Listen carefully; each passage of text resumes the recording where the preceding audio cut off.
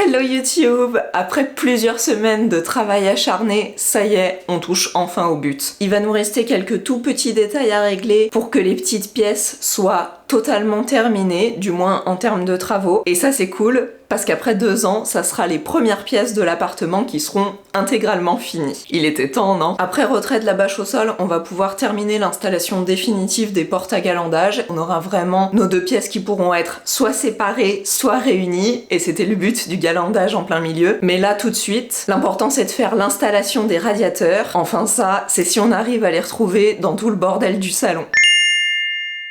Bon, la bonne nouvelle, c'est que j'ai trouvé le dernier radiateur, donc on va pouvoir l'installer. Il va aller dans la petite niche qui est juste là.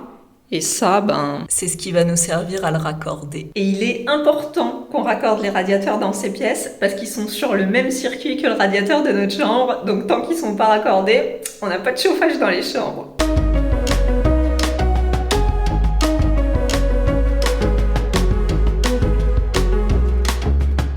Ça c'est le crochet de maintien pour le radiateur, donc je vais venir faire mes petits repères, mettre tout à niveau, et comme ça on pourra le positionner et le raccorder.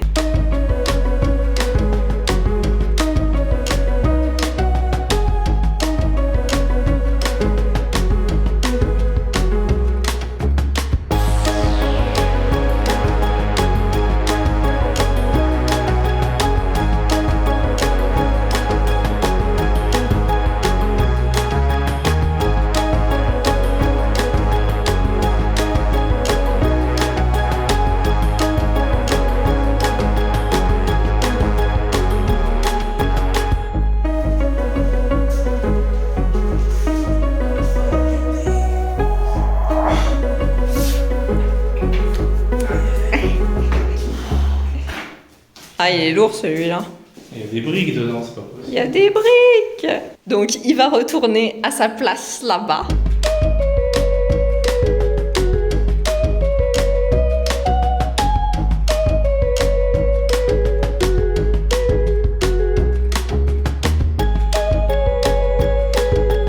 Ça va pas rester comme ça, mais pour l'instant, on a oublié d'acheter le cache qui va là.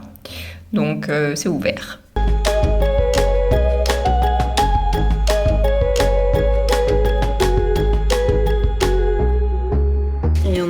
Qui sert à rien. C'est pilote. Pilote. Et la terre, elle sert à rien, comme d'habitude. Tu peux allumer. C'est bon. Ça marche?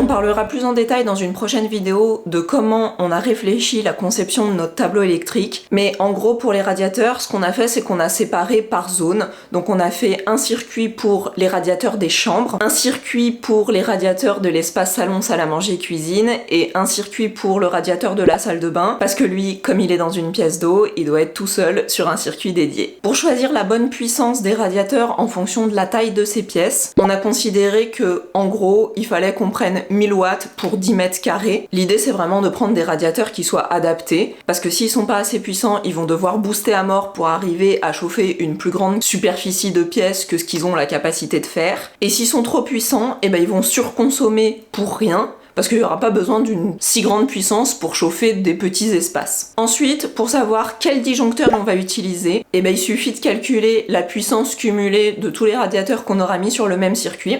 Donc en gros, nous sur ce circuit des chambres, on a 3 radiateurs. On a un radiateur pour l'atelier qui fait 1000 watts, un radiateur pour la salle de sport qui fait aussi 1000 watts, et un plus gros radiateur pour notre chambre qui fait 1500 watts. Donc le cumul des 3, ça fait 3500 watts, et c'est là où il faut faire un tout petit peu de mathématiques. On va diviser les 3500 watts par 230 volts, qui est le voltage en France, et donc 3500 divisé par 230, ça nous donne 15,21 et quelques. Donc en gros, on peut mettre ce circuit-là sur un disjoncteur de 16 ampères. Tous les radiateurs, ils vont être donc connectés depuis le tableau les uns à la suite des autres, un peu comme on ferait pour nos circuits de prise, à la différence que, comme on va pas mettre des prises mais des sorties de fil, il faut rajouter des dominos pour nous permettre d'avoir une triple connexion, donc raccorder le fil qui arrive au radiateur, le fil qui repart du radiateur jusqu'au radiateur suivant, et évidemment les fils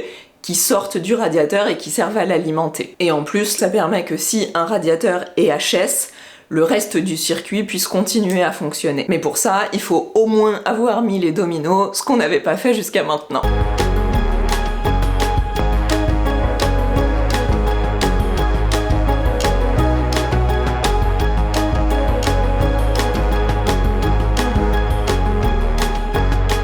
Donc j'ai fini de déblayer les pièces ce matin et je vais en profiter qu'aujourd'hui Stéphane soit au boulot, comme ça je vais pouvoir tout débâcher et il aura la surprise en rentrant. J'espère que ça va bien se passer parce qu'on a fait la bêtise de ne pas enlever le scotch directement après la peinture et maintenant ça risque d'être accroché. Donc je vais y aller délicatement avec mon petit cutter. Ah non, mais j'ai oublié de vous montrer un truc. Le plus important, mais je sais pas si c'est très flagrant à l'écran. En fait, on a remarqué ça quand on a débâché notre chambre, c'est que tant qu'il y a la bâche, les murs ils ont l'air très blancs, la teinte elle est assez froide, et quand on avait débâché le parquet, d'un coup, le fait d'enlever la bâche blanche, on avait toute la chaleur du parquet qui remontait sur les murs et qui se reflétait. Bon là c'est ensoleillé, donc peut-être que la différence sera moins flagrante, mais j'espère que ça va pouvoir se voir à la caméra. D'ailleurs, je vais plutôt commencer par cette pièce. Ça m'évitera de bouger 15 000 fois la porte. Sometimes I have to keep on breathing in. My lungs are filled with too much pain. All the shadows of the past that I'm so leaving, they held me in my sleepless nights. Je crois que là, c'est un petit peu plus flagrant ce que je vous disais. Donc c'est qu'ici, c'est super froid. Et dès qu'on enlève la bâche et qu'on a le parquet qui se reflète sur les murs, d'un coup, ça prend une teinte beaucoup plus chaude. Vous voyez, comme c'est beaucoup plus bleu, vert, violet ici. Et là-bas, c'est beaucoup plus orangé. C'est beau! Allez, deuxième pièce.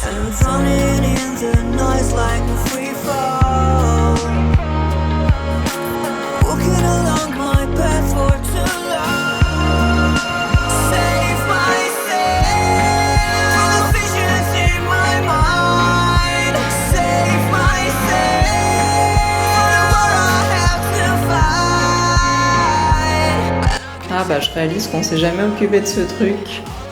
MDR, qu'est-ce qu'il fait là lui?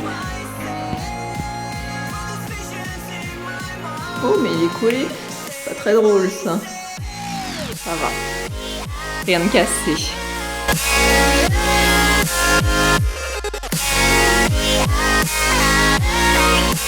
Au final, c'était pas si difficile que ça de retirer la bâche, sauf à certains endroits où ça m'a un peu gênée. Le problème, c'est que ici, dans ces pièces, Stéphane avait fait en avance le joint acrylique entre la plinthe et le parquet et on n'aurait pas dû faire ça. D'ailleurs, il y a quelqu'un qui m'avait suggéré en commentaire de plutôt faire du joint silicone au lieu de faire du joint acrylique parce que le silicone, il est un peu plus élastique et je crois que c'est ce qu'on va faire, ça m'a l'air d'être une meilleure idée. En tout cas, là, le joint acrylique, on l'a fait avant peinture et du coup, ça nous a empêché de bien positionner le scotch vraiment pile poil sous la plinthe comme on avait fait la première fois et du coup le scotch il s'est un peu accroché dedans à certains endroits et c'était plus difficile à retirer. Donc on va avoir un petit peu de nettoyage à faire. Il faut aussi qu'on termine de régler les portes à galandage maintenant que le sol est débâché pour régler la hauteur parfaitement et on pourra venir y installer les poignées et aussi finir de coller les baguettes en haut du cadre qu'on n'a pas positionné parce que sinon on pouvait plus venir rentrer les portes. Je vais pas vous montrer les pièces tout de suite, je garde un petit peu de suspense pour la semaine prochaine. J'en profite aussi pour vous dire que maintenant que ces pièces sont terminées, ça va être aussi la fin de la saison 2 de ma petite série sur le chantier de rénovation. On est à 2 ans pile poil du début des travaux,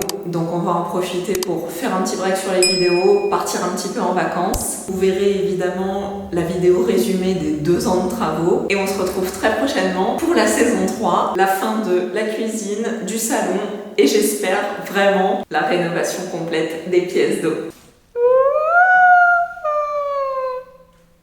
C'est cool. C'est beau, hein? T'es content? Ouais. Ouais. T'as pas trop l'air, hein? C'est comment?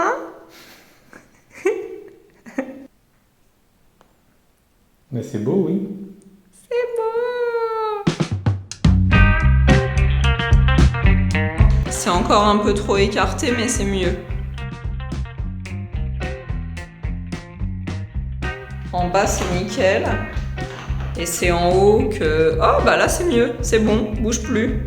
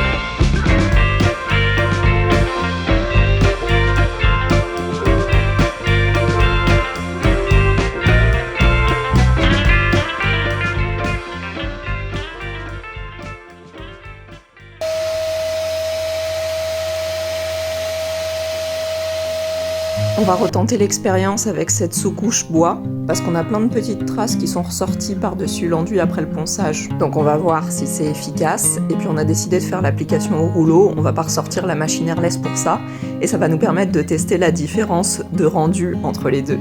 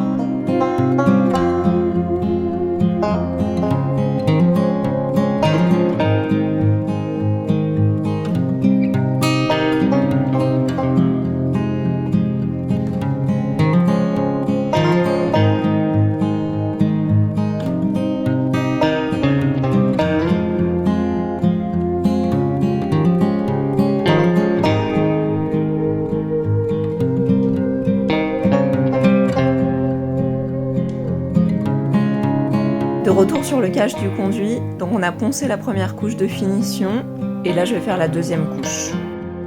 Bon, c'est encore en train de sécher, mais vous pouvez voir à quel point il y a du relief sur cette plaque, et ça vient vraiment de l'utilisation du rouleau. Si on compare avec un mur à l'airless, la texture elle est pas du tout pareille, alors c'est difficile de voir parce que les murs ils sont tellement lisses qu'en fait on voit rien, mais voilà après séchage ce que ça donne. Et même si on a l'impression que ça va comme ça, en fonction de comment vient la lumière, ça peut faire vraiment une différence. Donc quand je vois ça, je me dis que clairement, on n'aurait pas du tout eu le même rendu si on avait fait toute notre peinture au rouleau. Après, bien sûr, tout dépend de son degré d'exigence et aussi de sa capacité à peindre au rouleau. Nous, on n'est peut-être pas très doués sur ça, mais en tout cas, je trouvais intéressant de vous montrer la différence. Vous allez pas le croire, franchement vous allez pas le croire. On est en train de kiffer là, de faire les finitions des petites chambres, on est en train de regarder à quel point c'est beau, à quel point on est content et tout. Et là on entend comme de l'eau qui tombe, on se dit c'est bizarre. Alors c'est pas ici, ça vient de l'autre côté de l'appartement. Et on va voir, mais franchement, mais vous allez pas le croire, mais c'est abusé, c'est abusé. Voilà. Donc, un endroit de l'appartement qu'on n'avait pas encore eu, qui n'avait pas encore été touché. Et ben voilà, je sais pas si vous arrivez à voir, mais on a carrément de l'eau qui sort du plafond ici, qui arrive donc encore d'un autre appartement d'autres voisins au-dessus de chez nous. Et ça a dégouliné tout le long du mur jusque là. Donc ça va que c'est encore une pièce qui doit être rénovée, mais là c'est juste pas possible en fait. Quand je pense que j'ai dit à Stéphane hier, ah bah tiens, peut-être qu'on pourrait avancer sur le plafond des toilettes. Oh, j'en ai marre.